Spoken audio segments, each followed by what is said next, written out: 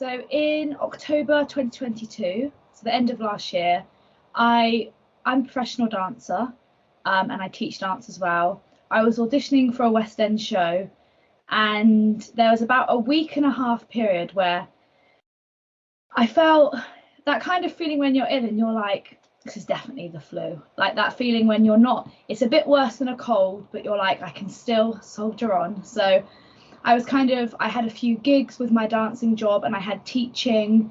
So on the Saturday and Sunday, I had a gig in Newbury and I started getting like typical cold sweats and shakes that you get with the flu. And I was like, oh, here we go. This is going to be like your winter flu kind of thing. But I pushed through. I had an email from my agent saying I had this big audition on the Monday, and I was like, I cannot miss this. I will drag myself there, no matter how ill I am. So on the Monday, I went to this audition, could barely balance. I was just like, I'm just going to try my best. Luckily, managed to get through to the next round. But when I got home that night, I said to my mum, I've definitely pulled my hip flexor, which is quite common for dancers. I was like, just strained it. I'm sure it'll be fine in a couple of days. I'll ice it. The next morning, which was the Tuesday, I woke up for work and I was like, my hip and my shoulder are in it, like just below excruciating. I was like, it's manageable, but it's like I've been beaten up. It's like my clavicle bone and in my hip joint, I was like, could barely walk. I managed to drag myself into teaching because I didn't want to let the kids down. So I was like, I'll just go in and I will teach with my voice. So I went in, just still feeling really poorly, under the weather, dizzy, barely able to sit up, breathless. So I came home that night, and in the night on the Tuesday, I woke up at 4 a.m. screaming in pain, and I had to ring my mum, who was just in the room over the corridor, and say, I'm in so much pain, I can't sleep. So she came in and we rang 111 and they said, it just sounds like you've got some joint pain, you've probably pulled something in this audition, we'll give you some painkillers. So I was on a strong painkiller.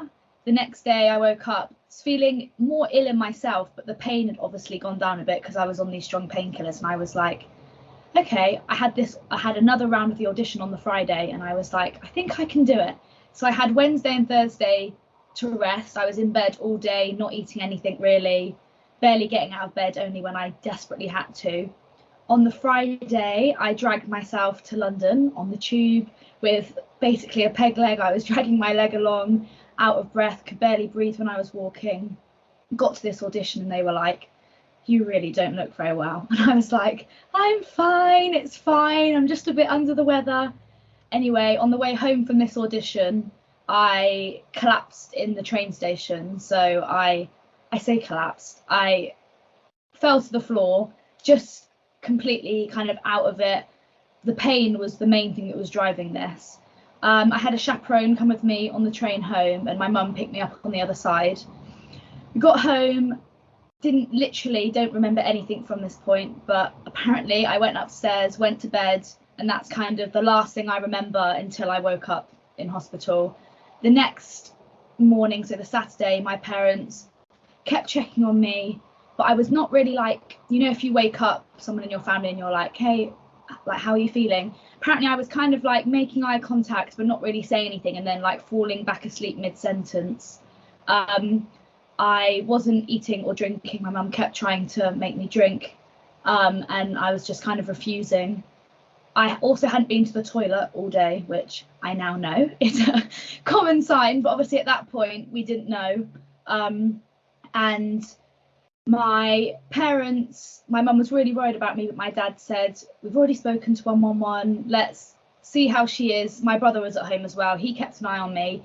When they then got back, they all kind of came into my room and started to just try and see how I was. And apparently I was literally speaking gobbledygook, like words next to each other that don't make sense, all of this. My dad was like, oh, that's not normal. She's a little bit crazy sometimes, but that is definitely not normal, Taz. So he rang 111 and kind of expected the same thing to happen, to ring up and they go, we'll book an appointment for you and that kind of thing. luckily, and to this day, I don't know who this 111 doctor was, but without a doubt, she saved my life, because she said, I don't want to scare you, but I'm pretty sure she's got most of the symptoms for sepsis. So I'm going to call an ambulance, and I want you to keep saying to my parents, said, I want you to keep saying to the ambulance staff, I think it might be sepsis. And my dad was like, I have no idea what sepsis is, but this doctor's told me to keep saying it. So I got in the ambulance, not on blue lights or anything. We just kind of went in. They thought I was kind of coming around when I got outside. They thought I just needed some fresh air. Obviously my temperature was like ridiculous, sweating, all of that lot. Got to the hospital, and the dreaded, you see in the movies in A&E when it's backed up through the corridor. So I was like in this corridor of beds. I slightly remember that, and them kind of being like, okay, well, we're just going to leave you here and they'll kind of see you when they see you. At that point, my oxygen dropped really low. So they took me, I think there was a spare bed in resus. So they took me into resus, and they kind of monitored me throughout the night, kept kind of like coming in, taking obs, asking my mum questions, and, all the general stuff they do. And then about 7 a.m, so the Sunday morning, so I'd been in hospital from 8 p.m. in resus all through the night, still in excruciating pain, apparently screaming in pain. They checked my oxygen and they just went, still not going up. We're checking it and we're checking it, but her oxygen is still super low, so we're going to take her to intensive care. And my mum was like, intensive care, like nothing was mentioned of anything like that before. But apparently it all happened very quickly. They kind of whisked me up to intensive care, put me on the ventilator, the high flow oxygen, and they were pumping me full of antibiotics. And obviously they were trying to test what it was. They weren't sure, they couldn't really get any answers. And luckily, well, I say luckily, the bug, so I had the invasive Strep A that a lot of the children had around that time. And the bug that I had was one of the most aggressive they'd seen. So obviously it was not good I had the bug, but because it was so fast growing, it grew in the lab very quickly so they could see how to combat it. So I think it was about a day after I went in and they were putting me on the widespread antibiotics, they kind of found out that it was this Strep A that had got into my blood, and obviously my body was trying its best to try and fight it, but it wasn't having much luck. So they gave me the correct antibiotics. I'm not entirely sure what all of those are. And from there was lots of ups and downs in hospital. I was in ICU for a week. I had a point where I'd come off the oxygen. I was just on the oxygen through the nose, and in the middle of the night my oxygen just absolutely plummeted again. So they did a chest x-ray, put the ventilator back in, and they found out that my lungs had filled with fluid. So all these complications coming from this seemingly Strep A that isn't, you can just have unknowingly. It also, the pain, going back to the pain in my hip and my shoulder, that was all to do with the sepsis. So then they told me, oh, you've got septic arthritis, which at the time I was like, only old people get arthritis. What the heck is going on? So they were giving me lots of painkillers for that, but I had an infection in my hip joint and my SC joint, so my sternoclavicular joint here. So that was, for me, the most discomfort as well, obviously, apart from struggling to breathe. For me, the main thing that I was struggling with in hospital was the pain from both of those things, but obviously the doctors were just worried about keeping me alive as opposed to sorting that straight away. Obviously I was in ICU for a week. They then, after me begging a lot, moved me out onto the ward.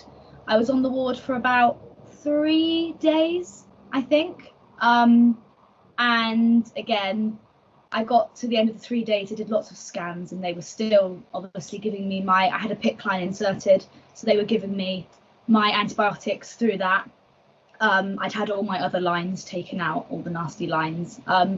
And 3 days later, my consultant came in and I said, please send me home. I was like, I'm not getting any better here.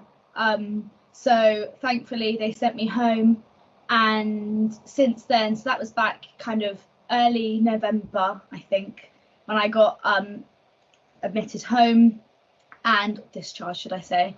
and I've been recovering ever since. So I returned to teaching 3 weeks after coming out of hospital, which in hindsight, I have no idea how I did it. But at the same time, all the kids that I work with, they were absolutely incredible, and they, without a doubt, got me through that awful bit of recovery when you're like, my life is never going to be the same. And they were cracking jokes, and they were so understanding. So they were absolutely amazing. So since then, I've been rehabilitating for getting back to professional dancing. But obviously, after a serious infection in the joint, it is not a quick process. So I'm about 7.5, 8 months in now, and fingers crossed we're seeing the finish line. There's lots of ups and downs, and obviously you have everything after sepsis, like my hair falling out. That was, honestly, being ill was horrible, but when my hair started falling out, I was like, that is the last straw. I was like, my hair, you never think how much your hair would affect you, but when it started falling out, I remember exactly, it was on New Year's Eve, and I was dog sitting at a friend's house, and I was just having a shower, and I literally brushed my hair and clumps were coming out in my hands, and I was like, oh no, I'm getting ill again. Obviously not knowing that it was common, and luckily through the work of the UK Sepsis Trust and working in the support groups and speaking with the wonderful nurses, they were like, this is completely normal. And it was, although it was horrible, it was very reassuring to have a community of people that were like, this happened to me, but it grew back.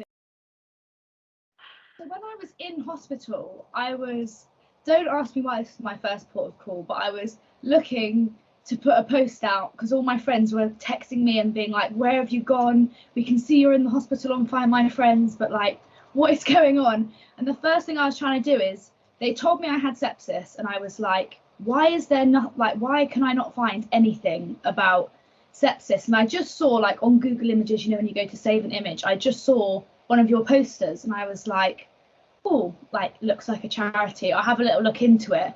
I parked it obviously whilst I was in hospital. And then, to be honest, I think it must have been a couple of days, a week after I came out of hospital, I'm a very busybody, and I was already like, I'm going to raise awareness about this. So I was looking about to kind of see what I could do. And honestly, for the sole purpose of just, I don't know, doing in a year a charity run or a charity bake, or just doing something to help. And then I looked on the website, and there was all these amazing stories of people, survivors. Obviously, there was all the stuff about sepsis on the website as well. So just reading that, the first time I read that, I was like, hand breathe. I feel like no one had explained it to me when I was in hospital, and I was like, everyone's running around in ICU saying this scary word that they don't want to say, and I was like, I just don't understand what's going on. So I think I found about a week after I came out, and originally I emailed about volunteering. Don't ask why I was thinking about that a week after I came out of hospital. And the lovely Alex pointed me in the direction. She said, that's great, you have just come out of hospital, so why don't we point you in the direction of our support nurses? And I thought that it would be like a paid service, and I was absolutely willing to do that, and I thought it would be great for me. But obviously then I saw it was all free, and I joined the Facebook group, and I joined my first support group, I think in December, so a couple of months after I came out of hospital. But the community at the UK Sepsis Trust, all the nurses, all the team that I am now lucky enough to start volunteering with and working with, they are absolutely incredible. And I don't think I would have made it out like I have without their hard work, because when I left hospital, it was very much, obviously, it was amazing the care they gave me, but it was very much, okay, you're better now, pat on the back, like, go live your life. And I was like, but I don't know what's going on, and what if I can never dance again? And they were throwing about all these scary words like hip replacement, and if my lungs never return to full capacity. But luckily, through all my hard work, we're getting there. There's still a long way to go, and obviously I don't think it's a journey that will ever end as such. I think it'll always be something that I carry around with me, but more now in a sense that I've been through an awful situation, but that now gives me the opportunity to kind of help those around me. And of course, the amazing slogan, just ask if it be sepsis, literally saved my life. I'm so lucky that 111 doctor asked the question, because don't even want to say it, but I would not be here speaking to you right now if she hadn't asked that question. The relief I felt going on that support call, yes, it was emotional, and yes, it's a lot to take in, but I was like, finally there's some people that I can speak to and not feel like I'm being a burden, or feel like I'm just talking into the abyss and everyone's looking at me with glazed eyes. I feel like as soon as the word sepsis comes out, everyone's like, oh my god, that's a scary word. I'm just going to listen and not say anything. So that was incredible, and lots of the resources have helped my parents as well understand it, because even though they were in hospital with me, they still didn't get much information either. And I've used it a lot to explain to people. Obviously, it's a very complex situation. It's not like you can be like, this is what it is and that's it. There's so many different things to it. So I just even sending the link out to some friends and being like, this is what I've been through in a nutshell. Sorry, I can't explain it for the 86,000th time. If you read this, you'll understand a little bit of what I'm going through. And yeah, so that's kind of how I got into everything. And since then, I've been obviously helping volunteering. I went to a nurses conference a couple of months ago in Oxford, where I live, and kind of spoke to the nurses there about sepsis and handed out all the stuff. And I've been working with the team on a campaign, hopefully that's coming out soon. So yeah, it's really exciting stuff. First of all, trust your body. I think that it's a very common thing for young people to feel unconfident in their own opinion and to think that, oh, it can't be that bad and I'm sure I'm fine. I think the first thing is, if you know when something's wrong, you know in your body, I'm not right. I mean, I knew a week before anything really bad happened, but it's just always that, like, you don't want to cause a fuss, you want to be. So I think that's the first thing.